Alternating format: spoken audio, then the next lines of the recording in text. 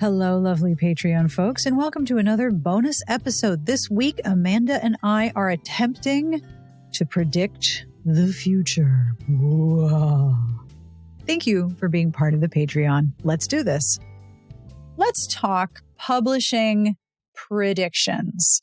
Let's do it. So one of the reasons why this came to my brain was that on January 4th, a literary agent named Carly Waters did a whole long Twitter thread about their predictions for the coming year in publishing, like what the trends will be. Authors embracing trade. Let's see, list price on books will go up. Simon & Schuster, still for sale, won't be sold to another big five because the Department of Justice said, nuh-uh, do not. Bestseller lists will become less useful. The devil you say. Authors will no longer stay with the same publisher for more than a book, maybe two. Also, not a surprise. Unionization and labor rights will continue to be a conversation. I should fucking hope so. Newsletters and podcasts are the new Twitter. Sounds good. Don't fully agree with that. No, because you can't listen in on a conversation. Yeah, you can't listen in on a conversation in a newsletter or a podcast. There's no interaction either. No, you can't. I mean, you can interact with me in the comments to the podcast and you can email me, but it's not like the thing where you like listen to a podcast and you want to talk back to them. I have had that experience. People have told me they've had that experience with us. It's not the same. And Twitter is also a way to eavesdrop with consent on what other people are saying about something. So you see other perspectives that you wouldn't otherwise be around. Power shift in terms of who holds the economic power. Sneezing. That is a trend for sure. Definite trend. Scared the cat. And book talk was not going anywhere, and publishers are finally going to. This is Carly's theory that publishers will figure out how to channel it. I don't see that happening. No. I don't see that happening at all. I feel like book talk is. I think we've crested on the book talk. We've hit the peak. Well, I think enough people have pointed out that book talk is very white and very straight and very heterogeneous and heterosexual. And it's a very limited set of books that get the book talk, quote unquote, treatment. Yeah. And we had a discussion at the end of the year about should we wade into the book talk waters? I don't want to. Yeah. I feel like we mentioned several book specific social media communities that kind of have crested and now aren't really like super relevant anymore.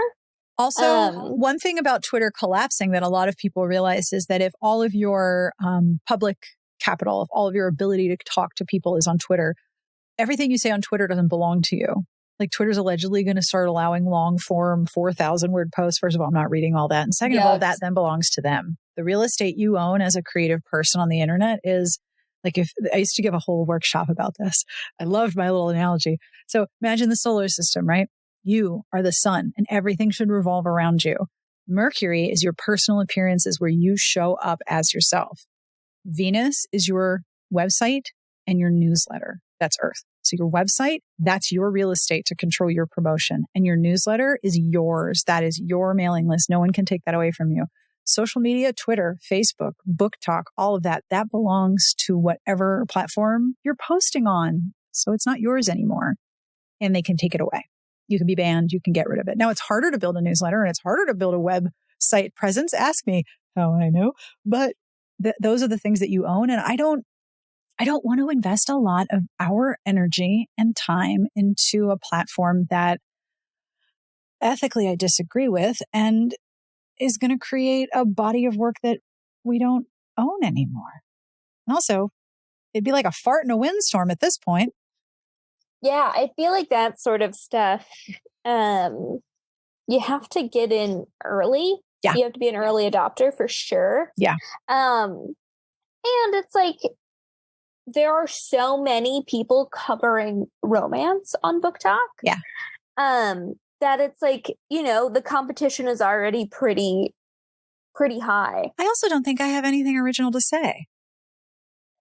Yeah, I mean, the only, like, I don't know. I feel like I'm not creative enough. Okay, well, I disagree with that. disagree with that entirely.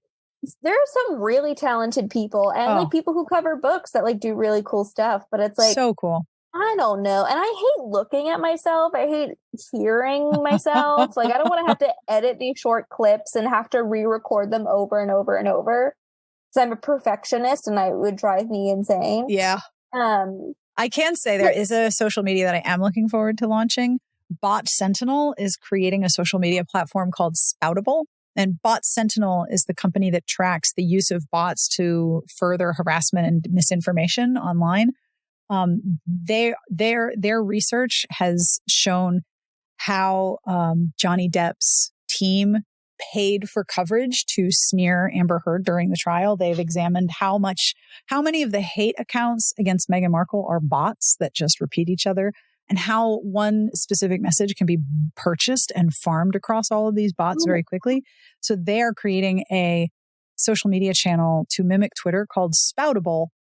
But the thing that they're talking about most openly, especially if you pre-register for it, is all of the ways in which they're going to combat harassment, all of the bad isms and misinformation, which I am very curious about. Do they have like a launch time frame or anything? No, they're still taking, what's it called? Pre-registrations. But if you go to prebeta.botsentinel.com, I'll put a link in the show notes too. You can pre-register. I think I've accidentally pre-registered like 4 times because you know me, I don't remember if I've done things. I think did I do this? Might as well just do it again. Yeah. They also said they wouldn't start building until they had over 100,000 pre-registrations. I think they're at like 150,000 now. So at least 3 or 4 of those is me registering myself multiple times. But aside from social media changing and collapsing in various forms, what are your top predictions for 2023 in publishing and in romance specifically? I don't feel as confident maybe in terms of patterns as I did, like last year when we were talking about like definitely more witchy things. Like you could did that come true, didn't it? Yeah, you could see it on the horizon. So this one I'm not as confident about, but it are just some things that I'm noticing that I definitely would like to see continue. Call 1-900-ASK Amanda for your psychic reading now. 99 cents a minute. I think we're going to keep seeing more older characters in genre fiction. Yep. I posted a link in Wednesday Links a couple weeks ago from Crime Reads about like the influx of senior sleuths. And they had a bunch of recommendations to things to like watch and read. And I'm seeing a lot of older characters come up. I think you just posted one in the Slack where it's, I think, male romance, and one of the characters is in their 50s. Yep. Like even though the books weren't well reviewed on the site, you have the Jane Porter series that has older characters in their 40s and 50s. Yes. And those are contemporary romances. Of course, Deanna Raybourn's Killers of a Certain Age. In the new Get Wrecked, I just talked about a series. I think it's like Peg and Rose Solve a Murder. Yep. And they're women in their 60s who are sisters-in-law. Like, I feel like we're going to see older characters in romance and mystery. I would love to see like older characters in fantasy. Like, I'm not talking immortals, like using that loophole. I'm talking about like a grumpy, crotchety 60-year-old woman who's over it, wants to enjoy retirement, and like, people have a first contact story fucking or something. Yep. Yeah, like aliens show up and like ruin her tomato bed. Like God damn it. That would make me so mad. By the way, if someone is listening and they're like, wait, go back to the male with the older characters, that is Foxed by Jay Hogan. It is a male contemporary, and both characters are over 50. There's also Jessie Q. Sutanto. The new Jessie Q. Sutanto book is an older woman who is an amateur sleuth. Yeah, I think we're going to see more of that, and I'm fine with it. I'm going to call this trend. I'm going to call this trend the fried green tomatoes trend. Do you remember the movie version where Kathy Bates, the 2 women take her parking place, and she's like, "Oh, we're younger and faster," and she's like, "Yeah, I'm older and I have more insurance." Yeah, that movie wrecked me emotionally. You know, it's funny, but it's also very sad. Oh, it is very sad. Yes. So that's one trend. I've also been seeing a lot of YA authors make their adult debuts. I have seen that as well. Usually in fantasy and sci-fi. But I feel like but like Talia Hibbert's coming out with a YA. So I think we're going to see a lot of like YA to adult and maybe some adult to YA debuts. I feel like there's going to be a lot of that. And I think that's exciting. So I'm looking forward to that. And then one thing that I mentioned that might just be wishful thinking on my part. I mean, why not just put it on into the universe? Somebody's listening and might make it happen, right? So, you know, just put it into the universe. Why not? Illustrated covers are a hot button topic. Oh, and I yes. have gone on the record and said, it doesn't bother me. I get the marketing benefits. I get the like social media benefits of having an illustrated cover. I get the cost benefit of having having a illustrated cover. I get all of the reasons. Yep. And it's not like I'm chomping at the bit to see them go away. But I do think we might start to see, and I think we're seeing them a lot in the like fantasy romances or like chick lit women's fiction fantasy books.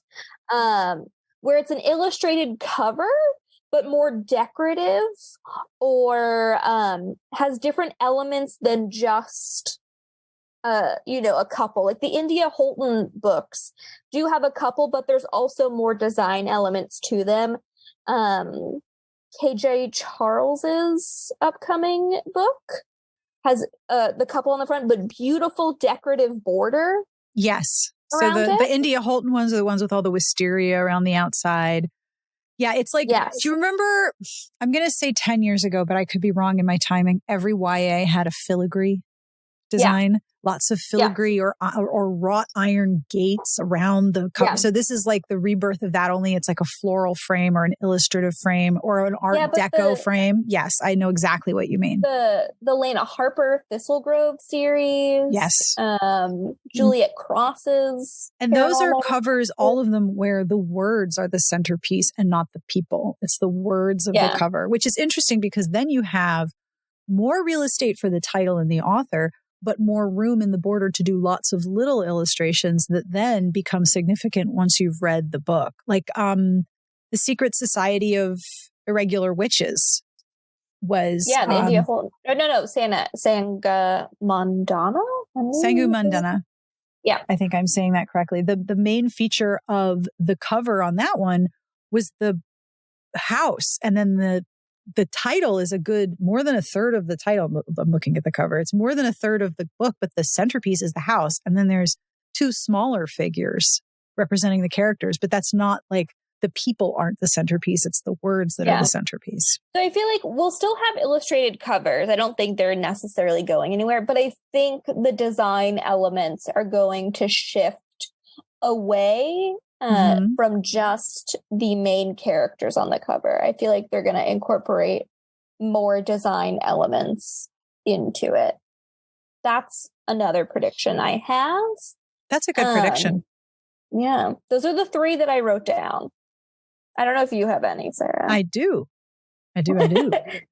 I really thought about the covers. I was thinking, all right, what are the covers doing now and what do I think that they might do in the coming year? I have absolutely no idea. I couldn't hazard a guess, but I think that you have definitely noticed a trend that will continue in that if romance, and especially if romance in mass market paperback, which is mass market is dying, if romance in mass market and in trade has been focused on people on the cover, I think you're right. There will be a shift towards words and iconography over illustrations of people.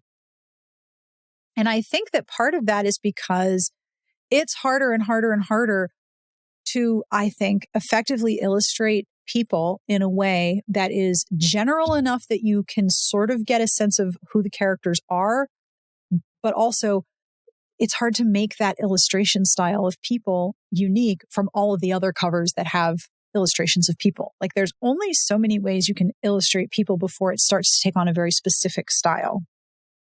And then like, if you're getting into stock photography, I know like 5-10 years ago, like diverse stock photography was like non-existent. It was so hard to get any of that. So, and there was, there were like two models, 2 sets of images of models in interracial pairings, and you just saw those models on like 20 different covers. I remember those people. I saw them everywhere. Yeah, those 2. Curious how much money they made on those. Probably not much.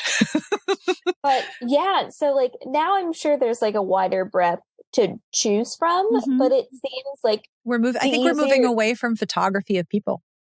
Yeah. And I feel like a lot of people, I don't want to say prefer, but illustrated covers have some pros and cons in that, like, it enables people to self-insert, like that sort of thing into a book without having photographic evidence of like, oh, I don't look like this model, so I can't envision myself as this character. Or, like one thing that always bugged me about photography covers is that like, one of the main characters has like a pretty significant noticeable like feature, whether it's like a scar or a tattoo or whatever. And that's usually not reflected on photography covers unless you Photoshop it. And then it's like, wow, I can tell that you painted on yet another derivative, the tribal design tattoos with the black spikes and the interwoven and the barbed wire on the bicep. Yeah, I've seen that guy too on like 12 covers. I've seen him. But there's also the racist implications. Just a few. Photography versus illustrated covers, right? Mm-hmm. About like people are more likely to pick up a romance novel with like characters of color if the cover is illustrated rather than a photograph. Yep, unfortunately. In terms of covers, I think you're right. I couldn't think of anything to say about covers other than they're all going to look weird to me. And the more of right now we're in sort of a teal period. It's like, when an artist goes through a color theme, phase or a theme to an artist's career. Right now we're in the teal phase of covers. Like all of them are friggin' teal. I don't understand it.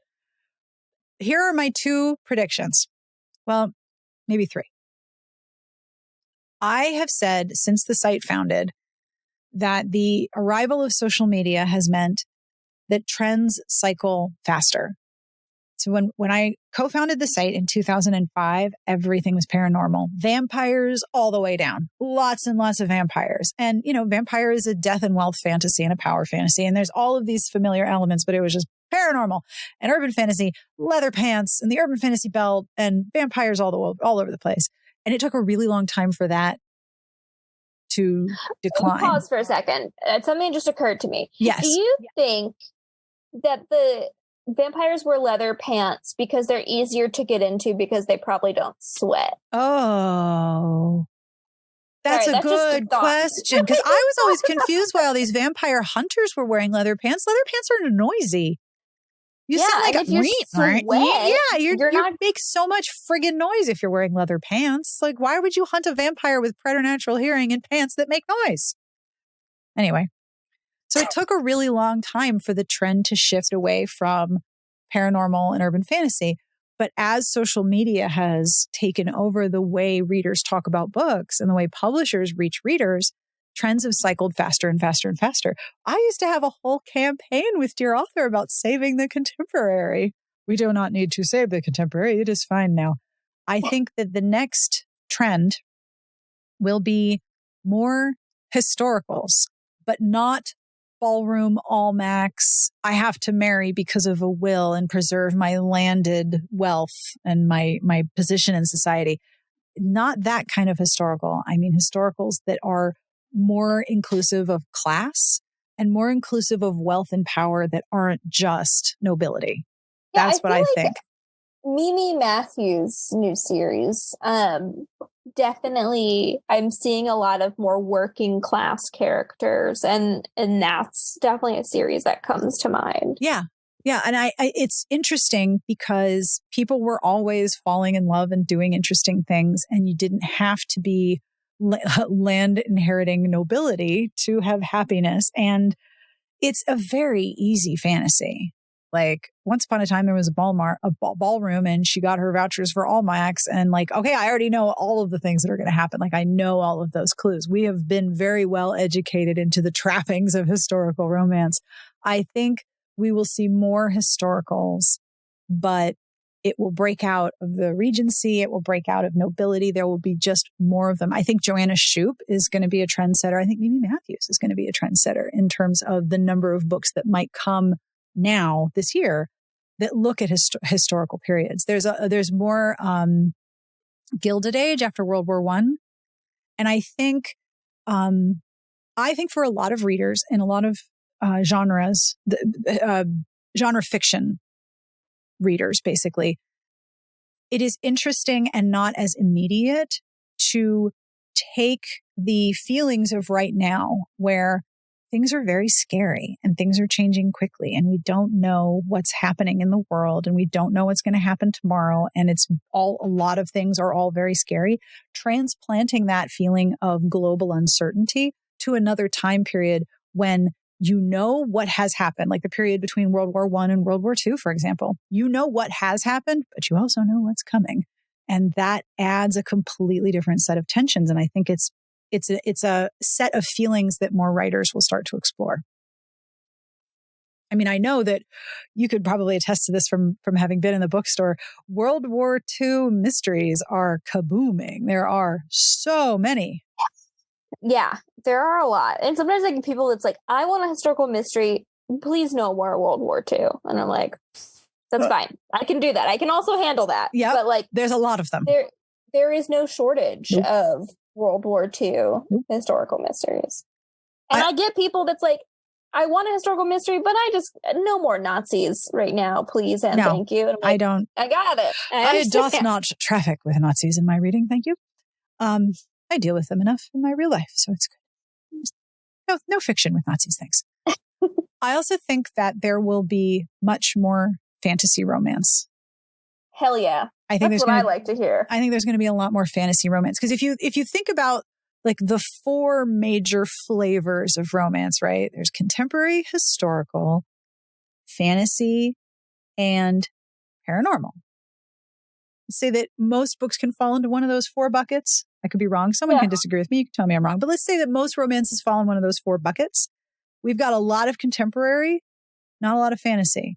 Got a lot of, Regency, nobility historicals, not a lot of other historicals. I think that fantasy is due for a big surge in terms of whether it's fantasy that's paranormal or if it's fantasy that's not paranormal, because those are two different flavors. We've discussed that. Yeah. I think there's going to be more fantasy, particularly from traditional publishers. And I think there's also like contemporary fantasy versus historical fantasy. Oh, for sure. There's plenty of that. Plenty of like subgenres within the subgenre. Yeah, I've been reading a mystery series that is very, very, very, very light paranormal. Like every now and again, there's a ghost. And I'm like, this isn't quite magical realism. It's sort of like, sort of kind of like there's a ghost, but maybe I wouldn't even call it paranormal. It's like the lightest of sprinkles.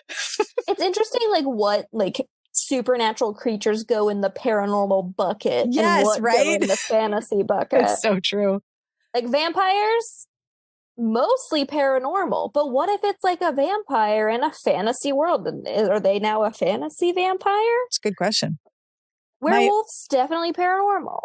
My final, because but with fantasy specifically, before I forget, with fantasy specifically, there is so much fantasy in the self-published world. There are tons of mythologies being retold and lots of fantasy and science fiction as well. Urban fantasy too. Yeah. So much urban fantasy. I think that's going to start showing up in traditional publishing for sure. It's certainly huge in self-publishing.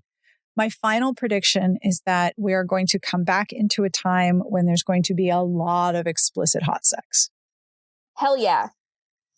This is not only because, to quote, I think it was Emma Hawley, when I interviewed her for one of my books, Emma Hawley or another author, and I'm going to have to look it up and correct myself. Conservative administrations are great for sex.